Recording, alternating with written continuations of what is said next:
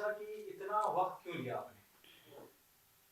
Actually being a girl, ये मेरे लिए इतना आसान था नहीं कि मैं ये सब कंप्लेन लिखाऊं। और अब क्योंकि इसमें अपनी इज्जत जाती है, इसमें जो ऑलरेडी गिरा हुआ इंसान है उसकी क्या इज्जत जाएगी, लेकिन जिसकी इज्जत है उसकी इज्जत जाती है। So actually I took time for this. और मेरे पास इतना, मैं इतनी हिम्मत नहीं जुटा पा रही थी कि मैं जाऊं और मैं कंप्लेन करूं ये सब चीज़ों के बारे में।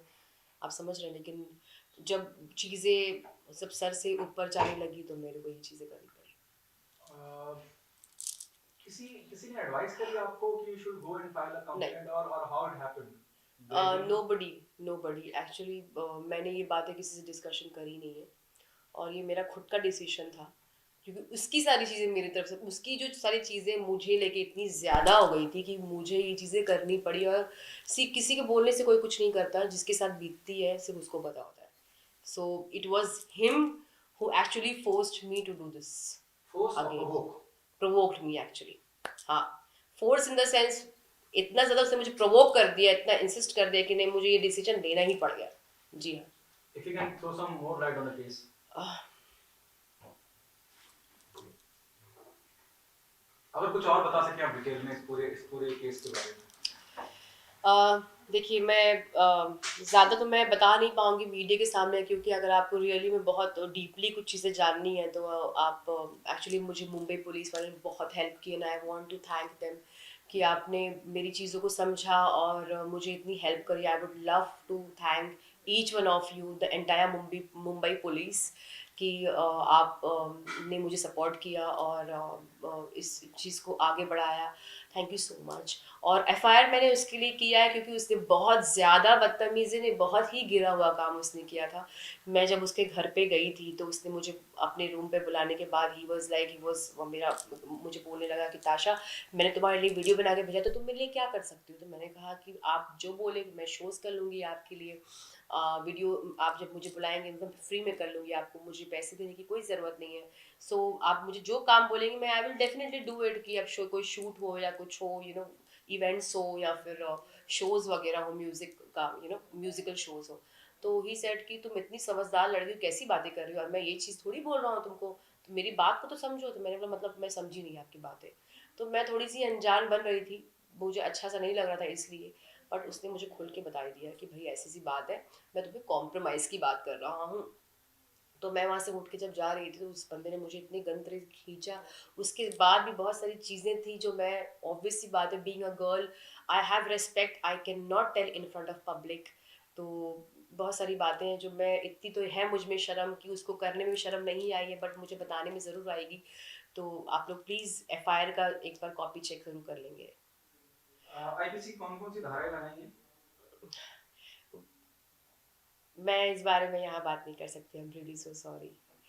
सो नहीं, मुझे उसे, क्योंकि जब एफआईआर हो जाती है तो उसमें हाँ, एफआईआर में आईपीसी की धाराएं लगती हैं। हाँ, क्या मॉल्स्टेशन की लगाई हैं, रेप मॉइस्ट, की हाँ, लगाई उसकी तो बिल्कुल लगाई है मैंने, उसको उसके अटेम्प्ट टू साथ। रेप, मैं ये हाँ, पूछना वो चाह रहा सब हूँ। चीज़ें, हाँ, हाँ, हाँ।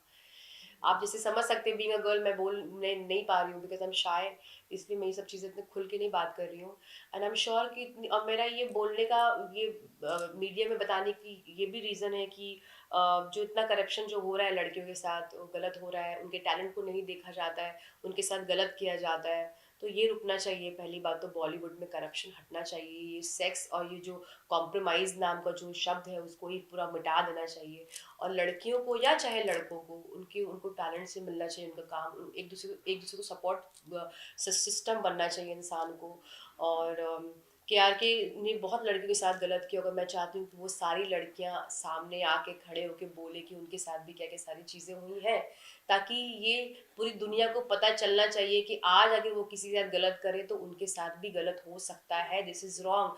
जो गलत नाम के जो शब्द है, जो कॉम्प्रोमाइज सेक्स और ये सब जो चीज़ें हैं, वो कट हो जाना चाहिए बिल्कुल भी। This is the only reason कि मैं क्यों ये सब चीज़ें मैंने मीडिया में बोलना, ताकि ये केआरके एज अ नेक्स्ट शैतान कोई पैदा ना हो। और ऐसे बहुत सारे लोग हैं जो एक्चुअली लड़कियों के सामने गलत लफ्ज बात करने से भी डरे कि नहीं यार, मुझे नहीं करना है, मेरे भी घर में माँ बहन बेटी बहन है, कोई है। सर, केआरके अब पुलिस ने क्या कार्रवाई के लिए कहा है? एफआईआर तो हो गई है, is not in India. He is not in India, क्या एग्जैक्टली। क्या पुलिस की तरफ से क्या आपको इंस्ट्रक्शन या फीडबैक मिला है कि आगे वो कैसे कार्रवाई करेगी? देखिए, मुझे इतना पता है कि पुलिस का जो काम है वो मुझे उनको बताने की ज़रूरत नहीं है।